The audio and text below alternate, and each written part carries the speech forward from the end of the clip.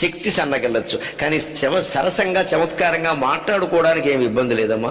పిల్లల ముందు అలా మాట్లాడుకుంటే పిల్లలు బాగుంటారు. మా అమ్మ మా నాన్నగారు ఎప్పుడు మా అమ్మతో ఏవో జోకులు ఇస్తూ ఉంటారండి, మా అమ్మని ఆట పట్టిస్తూ ఉంటారండి. ఈ కొడుకు కూడా కోడలతో సంసారం చక్కగా చేస్తాడమ్మా. తండ్రి కేవలం ఆట పట్టిస్తున్నాడు తప్ప ఆవిడ మీద ఏం కోపం లేదని తెలుసు వాడికి. అందులో ఆడవాళ్ళు ఇంటి పని చేసి చేసి అలిసిపోయి ఉంటారు. కాస్త ఓ చమత్కారంతో మొగుడు మాట్లాడితే సంతోషిస్తాడు. వీడు ముచ్చు మొహం వేసుకుంటే వాడు పిచ్చి మొహాలు వేసుకుంటాడు. ఒకళ్ళ ముందు జోకులు వేయడం బాగా నేర్చుకోవాలి. డోకు మొహం వేసి కూర్చోకూడదు అక్కడ.